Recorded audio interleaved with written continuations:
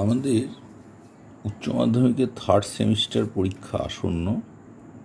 এই পরীক্ষার কথা মাথায় রেখে আমরা পদার্থবিজ্ঞানে কিছু কিছু প্রশ্ন নিয়ে আলোচনা করছি, এবং যেহেতু এমসিকিউ টাইপের পরীক্ষা, সুতরাং একটু টেকনিক্যাল সলিউশনের দিকে আমরা ঝুঁকবো এবং বিভিন্ন টাইপের প্রশ্ন করতে পারে। এই রকম একটি টাইপ হলো তোমার প্যারাগ্রাফ টাইপ। বলছে নিচে প্রদত্ত অনুচ্ছেদগুলি পড়ো এবং অনুচ্ছেদের পরে প্রশ্নগুলির সঠিক বিকল্পটি বেছে নাও। বলছে একটি এসি বর্তনীর voltage E=E0 sine omega t এবং I=I0 sine omega t minus theta, যেখানে থিটা হলো ভোল্টেজ ও প্রবাহের মধ্যে দশা পার্থক্য, অর্থাৎ থিটাকে বলবো ফেজ অ্যাঙ্গেল, হলে একটি সম্পূর্ণ পর্যায়ে বর্তনীটির গড় ক্ষমতা বা প্রকৃত ক্ষমতা P = ERMS × IRMS × cos theta. এই সমীকরণটিতে cos থিটা গুণকটিকে এসি বর্তনীর ক্ষমতা গুণক বা পাওয়ার ফ্যাক্টর বলে, যেটি ভোল্টেজ ও তড়িৎ প্রবাহের দশা পার্থক্যের জন্য উদ্ভূত হয়।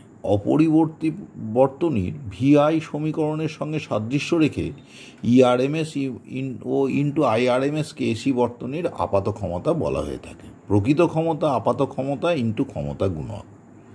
তো 21 নম্বর প্রশ্ন, প্রথম প্রশ্নেই চলে আসি। ওয়াটবিহীন প্রবাহের ক্ষেত্রে ক্ষমতা গুণকের মান কত?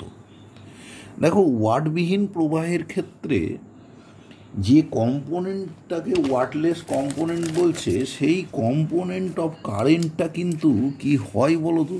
সেই কম্পোনেন্ট অফ কারেন্টটা কিন্তু π/2 ফেজ অ্যাঙ্গেলে থাকে।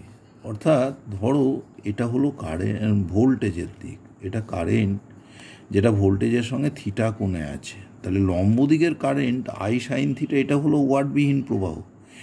এর কিন্তু ভোল্টেজের সঙ্গে π/2 দশা কোণ আছে, তাহলে পাওয়ার ফ্যাক্টর বা ক্ষমতা গুণক cos π/2 মানে 0, সুতরাং এইখানে ক্ষমতা গুণকের মান হবে 0। বলছে একটি বিশুদ্ধ রোধক বর্তনীর ক্ষমতা গুণক। বিশুদ্ধ রোধক বর্তনীতে দেখো কারেন্ট এবং ভোল্টেজ সেম ফেজে থাকে, তাহলে থিটা 0 ডিগ্রি, cos φ হলো 1, cos 0 1। বলছে বিশুদ্ধ আবেশক বর্তনীর, বিশুদ্ধ আবেশকযুক্ত বর্তনীতে তোমরা জানো ভোল্টেজ এবং কারেন্টের মধ্যে তাৎক্ষণিক দশাকোণ হয় π/2, ভোল্টেজ লিড করে, কারেন্ট ল্যাগ করে, তাহলে এখানে ক্ষমতা গুণক cos π/2 মানে 0। এরপরে তোমার পরের প্রশ্নতে আসা যাক। তারপরে প্রশ্নে বলছে কোন বর্তনীর ক্ষেত্রে কার্যকর ক্ষমতা 0। দেখো এইখানে বিশুদ্ধ ধারকযুক্ত বর্তনীতে, কারণ এইখানেতে কারেন্ট আর ভোল্টেজের মধ্যে তোমার দশাকোণ হয় π/2, এবং এইখানে কিন্তু ভোল্টেজ ল্যাগ করে, কারেন্ট লিড করে বাই ফেজ অ্যাঙ্গেল π/2। সুতরাং এইখানেতে ক্ষমতা গুণকের মান 0 হবে বিশুদ্ধ ধারকযুক্ত বর্তনীতে। এইবার বলছে লাস্ট কোশ্চেন এই প্যারাগ্রাফের উপরে, একটি পরিবর্তী প্রবাহ বর্তনীতে তড়িৎ প্রবাহ বিভবের তাৎক্ষণিক মানগুলি বলে দিয়েছে। এবার তোমাকে বলেছে ওয়াটবিহীন প্রবাহ বর্তনীর গড় ক্ষমতা কত হবে। তুমি জানো এই গড় ক্ষমতা সমান ERMS × IRMS × cos θ, কিন্তু এখানে E0 I0 আমরা দেখতে পাচ্ছি, তাহলে এটা E0 দিয়ে লিখলে এটা E0/√2 I0/√2 হয়, তাহলে E0 I0/2 × cos θ। এবার দেখো E0-র মান দেখতে পাচ্ছ 1/√2, I0-র মান কত আছে দেখো ওখানে 1/√2, সর্বোচ্চ মান যেটা প্রবাহ মাত্রা, বাই নিচে একটা 2 আছে, আর দেখো ওদের মধ্যে অ্যাঙ্গেল, ফেজ অ্যাঙ্গেল হলো π/3, cos π/3 মানে আবার হলো হাফ, তাহলে কত হলো দেখো 1-এর 2, 1-এর 4, 1-এর 8, সুতরাং মানটা হলো 1/8। সি এরটা কারেক্ট, তাহলে 25-এর সি হলো কারেক্ট। এইভাবেই আমরা ক্ষমতা গুণকের ক্ষেত্রে এখানে মানটা বের করতে পারি। এটা কিন্তু একটা বেশ ইম্পর্ট্যান্ট টপিক। এরপরে আর একটা ইম্পর্ট্যান্ট টপিকে যাচ্ছি। এই প্যারাগ্রাফ বেসড কোশ্চেনগুলো কিন্তু প্রফিটেবল, তোমার একটা প্যারাগ্রাফ পড়ে তোমার 5টা প্রশ্নের উত্তর হয়ে গেল, এবং এই ধরনের জায়গাগুলো যেগুলো ইম্পর্ট্যান্ট জায়গা আমি সেগুলো হাইলাইট করার চেষ্টা করব বিভিন্ন কোশ্চেন ব্যাংক থেকে। বলছে গতিশীল আধান এবং তড়িৎ প্রবাহের জন্য চৌম্বক ক্ষেত্র উৎপন্ন হয়। তড়িৎ বন্টনের জন্য চৌম্বক ক্ষেত্রের ক্ষেত্র উৎপাদনের যে সাধারণ সমীকরণ ব্যবহৃত হয় তাকে বায়ো-স্যাভার্টের সূত্র বলে। তড়িৎ বণ্টনের জন্য যে চৌম্বক ক্ষেত্র উৎপন্ন হয় তা নির্ণয় করার জন্য অবশ্যই ভেক্টর গুণফল সংশ্লিষ্ট থাকে, এবং যেহেতু তড়িৎ প্রবাহ থেকে ক্ষেত্র বিন্দুর দূরত্ব ক্রমাগত পরিবর্তনশীল হয়, তাই এটি একটি কলনবিদ্যা সম্পর্কিত সমস্যা।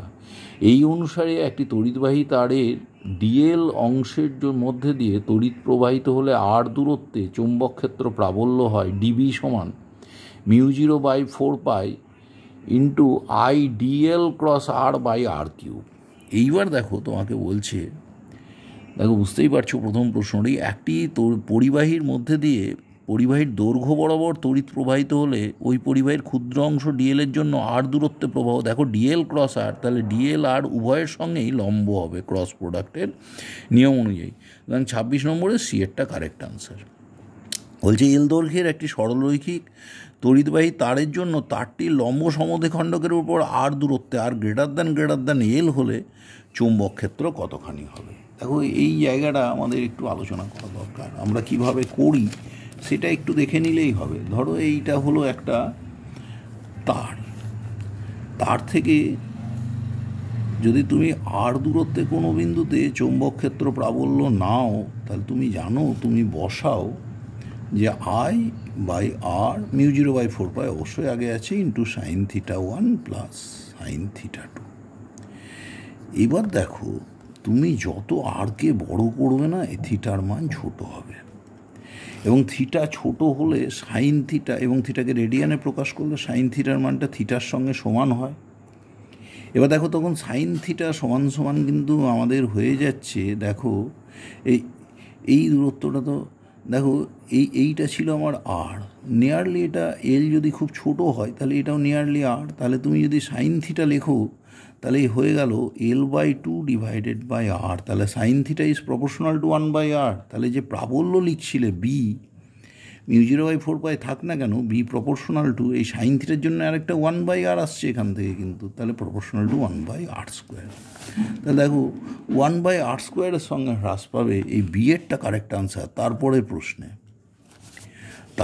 বলছে দুটি সরল রৈখিক পরিবাহীতে পরস্পর সমান্তরালে রাখা হলো, প্রত্যেকটির মধ্যে আই তড়িৎ প্রবাহ একই দিকে যাচ্ছে, তার দুটির ব্যবধান 2r, তাদের মধ্যবিন্দুতে চৌম্বক ক্ষেত্র প্রাবল্য কত।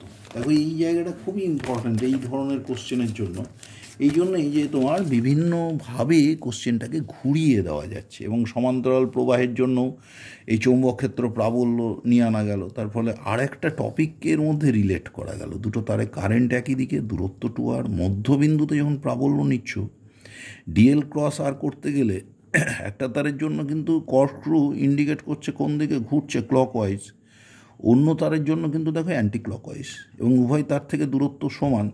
তাহলে এই তারের জন্য যদি 2I/r হয়, এর জন্য ওইখানে 2I/r, কিন্তু দিকগুলো সমান বিপরীতমুখী, তাহলে লব্ধি হয়ে যাবে 0। তাহলে দুটো সমান এবং বিপরীত ফিল্ডের জন্য লব্ধি হবে 0। সুতরাং আমাদের এই 28 নম্বর প্রশ্নে সি হলো কারেক্ট আনসার।